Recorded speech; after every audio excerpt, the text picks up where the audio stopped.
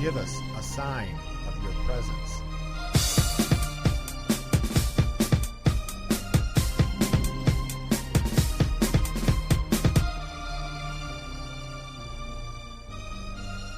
And welcome to Let's Talk Ghost. I'm your host, Steve. I'm Dan. And I'm Jeff, and I'm finally back. He's back. The bitch is back. No. Dollar Jar goes. Hey, I don't think any kids listen to this anyways. I don't know. Maybe. They've heard worse. Probably. Now, Dan, what have you been up to? Anything good? Just a lot of working. Yeah, job has got you running. Yeah. They left you stranded. They did leave me stranded. They said, yes, take so-and-so to so-and-so place. And, I had to leave my car about an hour away from where I was going. And so did this other guy that, me and him were transporting somebody. And they had no way to get us back an hour. Once your shift was done. Yeah, once our shift was done. They're like, no, you can't take the van you took because we need that there in case they need it. Because we're not allowed to transport people in our personal vehicles. We have to use company vehicles. And we brought him up in a company vehicle. But then they wanted to keep the company vehicle there. Right. And the people coming to relieve us came in their own vehicles. So, yeah, it kind of poses an issue. Huh. That's far out, man. Yeah. I ended up getting about 3 more hours on the clock while they figured out how to get us back home. So he got paid for it. So. Yeah, I got paid for it, so it's overtime, but it's kind of bad planning. Yeah, well, I think you need a planning manager where you work. Yes. Are they hiring? They're always hiring. That's cool. Anyways, Jeff, what have you been up to? Haven't seen you in a while. I've been very busy, and unfortunately, the show's done at times sometimes where I'm actually working a lot, and I don't get to do the show anymore.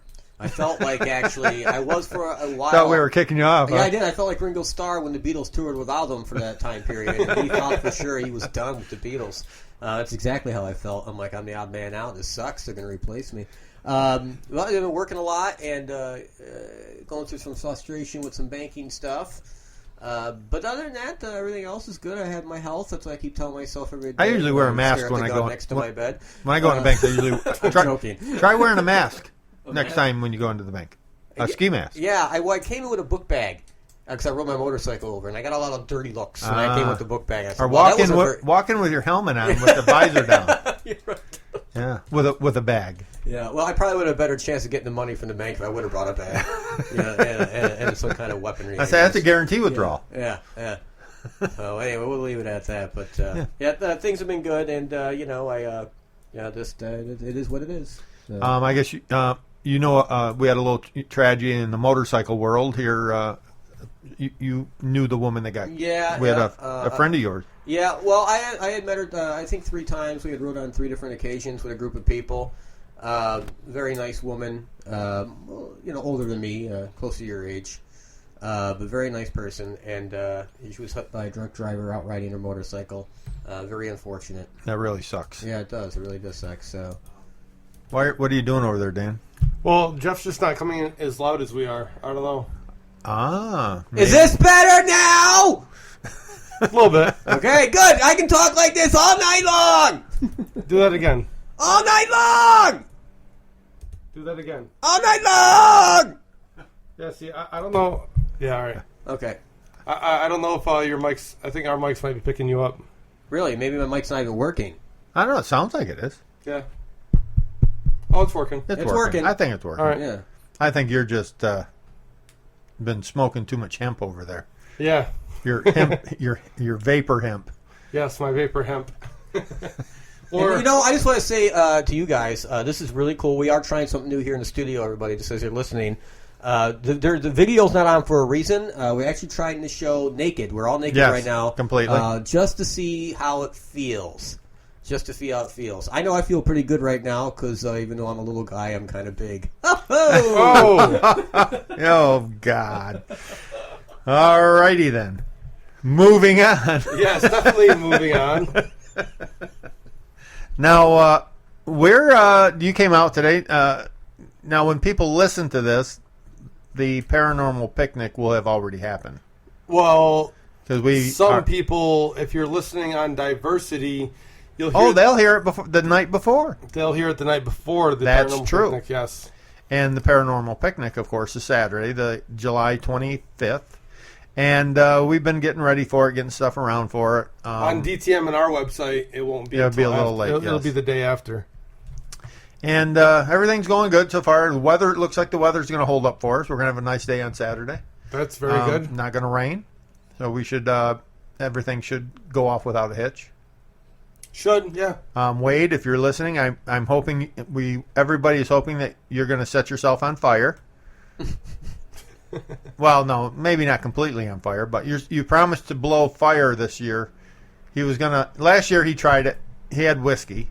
He had some whiskey. Well, maybe just to ensure that he tries, I will stop at a liquor store on the way out and get some 151, and I will grab a small bottle of 151 because. Last year he tried. He had some kind of whiskey, but I think it was only like 40 proof or something. It was pretty weak. Well, it would have been, if it's whiskey, it'd be either 70 or 80 proof. Or whatever it was. It wasn't very strong. It might have only been 50 or 60 proof. It was pretty weak stuff. Well, especially if it's flavored, then... Yeah, I don't know. Yeah. But he tried it. I held the Bic lighter up for him, and he tried to spit it out over it.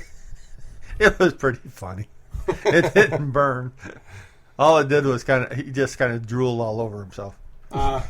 So we're hoping that this year we can finally set Wade on fire. Well, if when you buy Bacardi 151, there is actually warnings on the label saying do not use this for flaming beverages and stuff because it is so flammable. Because, I mean, 80 proof is flammable, but 151 is... Okay, so we better have a big bucket of water ready. Yeah. In case we have to put him out. Well, in case he ends up drooling all over himself. See what you're going to miss, Jeff? You're not going to be there. Yeah. I mean, in theory, if he holds the flame far enough away from his mouth, he should be good to go. But he could end up lighting his hand and arm on fire if he ends up spitting all over his hand. Now, this could be pretty awesome. This could be pretty awesome. Luckily, there's a creek right there that we can just throw him into the creek or something. Tell him to do it on the creek bank so that we can just kind of if he's on fire, just shove him in. Yes. Yeah, that's a good idea. Yeah, that's a good idea. I think that's the best idea because you can do that really quickly. And, right. And once he's submerged in water, obviously he's going to go out. Hopefully. Hope he knows how to swim. It's shallow right by the bank. Yeah, he'll be able to stand. He's 6 foot. Yeah, he'll be fine. He'll be fine. Fine. Yeah, fine. Yeah, he'll be fine. And now last week, what did we do last week? We talked about... Well, we talked about being here for the first time at my house. Oh, yes, we are still at Dan's house. We're in his Change kitchen. the venue, yes. We're not in the LTG studio because of a closed bridge. It's just this is easier for everybody. Everybody to get here. It's a lot closer. Yes. Yeah. But someday we may do the studio again. We'll see. We may. We'll see. We'll see how it goes. This works out pretty well, though. I'm sure Jeff likes it because he can get home in about 10 minutes. Yeah, this is very close to home. And but the only problem here is we're right in the flight path of a small airport. Yes. And every once in a while, one's taking off for a landing, and it goes right... I think he, rubs his wheel right on your chimney. I think so. Well, last week we had a crow outside that was... Yeah, last week we had a crow, and a plane went over, and, so we'll see what happens today. We'll see. Are the windows open? The windows are open. So we can get the full effect of your street. Yes, I didn't go around and close my windows. Okay. I hope we don't hear anything we shouldn't hear. We'll be all right. You got any wild neighbors? Street. Any wild neighbors? No, I'm probably the wildest neighbor on the street. All right. So as long as I'm being quiet, then I'd have to I wouldn't want to put a parental warning on their show. Yeah. I think we're all right. All right, sounds good. Now, last week we talked about sleep paralysis. We did a little bit, yes. Yes, we covered it. We didn't go into real deep, but deep sleep. No, but Jeff wasn't here. No, I wasn't. I was excluded. And the one thing for a reason, I kind of wish you were here because you do have some knowledge of what people have claimed to have experienced during abductions and things. Yeah. Now, what is the story behind most of the abductions that goes along with sleep paralysis? Well, when if it's done in a home environment, it's usually 2 or 3 o'clock in the morning. A person will wake up. They can open their eyes and they can breathe, obviously, but they physically cannot move. Right. And they feel there's a presence in the room with them, and then eventually they see either one little gray guy or a bunch of gray little guys in the room with them, obviously. Now, does that? Could that be? I mean, could that just be them dreaming this, or have Actually, they? there was some studies done at I believe it was MIT where they were inducing dream states into people to see if they could replicate abduction scenarios. They were successful a little bit, where people would see shadows, what they felt were shadows. Felt people might be touching them, Right. that kind of thing. What makes the abduction scenario different, though, from regular sleep paralysis or anything related to that, is the detail of medical experiments That they recall. that they recall. And a lot of these details, by the way, have not been released in books or movies or TV specials. A lot of these details are only known to the abduction specialist. I mean, to be and fair, psychiatrist. I mean- What these psychiatrists are finding is these details that aren't out in books or anything Right. are being, you got a person in California goes under hypnosis. And he's comes- saying the same The thing. same exact detailed medical experiment that the person in New York City is saying. Okay. So it's just some fascinating stuff. Because I guess the one study on sleep paralysis can happen in a natural way. Right. Yes. And the one thing they have found in common with a lot of the people that suffer from sleep paralysis, it can actually be a condition that there are people that actually suffer from this almost on a daily basis. And it can. They said there's some people that it can actually last for hours. Wow. And these are people with very severe condition of it. And then there's some people that it might only happen to them once in a lifetime. They said you just never know. But they said the one thing in common is fear. Whenever this happens, the people all say the same thing, that they get very paranoid during this time, and they feel like somebody's in the room with them. Right. Right. All the time. That's exactly the feeling they get, that somebody's in the room with them, and they're just scared to death. And it's just a commonality of all sleep paralysis people that I think aren't being abducted, but are just have a condition. Condition. Right. Right. So I mean, so you have to assume that some of these people are thinking that it's paranormal. Not that it isn't paranormal. Some of this could very well be paranormal, but some of the articles I read were pretty compelling of what was causing it. Well, people are going to fall back on what sometimes their core beliefs are. Like, a person out in the woods thinks they see a Bigfoot, and they're actually seeing a bear. Right. Yeah, and it'd be the same kind of analogy. Right. You're having sleep Right. paralysis, and you think there's aliens in the room with you. Right. Because you saw the UFO special or something of that Right. nature. You might have just got done watching a movie, Yeah. and now you're seeing And, yeah. Bigfoot. Now you've got an anal Just saw a probe. Jack Link's beef jerky commercial, and now you got a Bigfoot in your bedroom with you. But no, never mind. Anyways, Yeah, wait a minute now. That sounds like my ex-wife again in the room. Oh. Because you know what big feet mean. Yeah. Okay, we're moving on. moving on. Okay, this is supposed to be a G-rated show. Yeah. Supposed to be. Okay, so we bumped it to PG.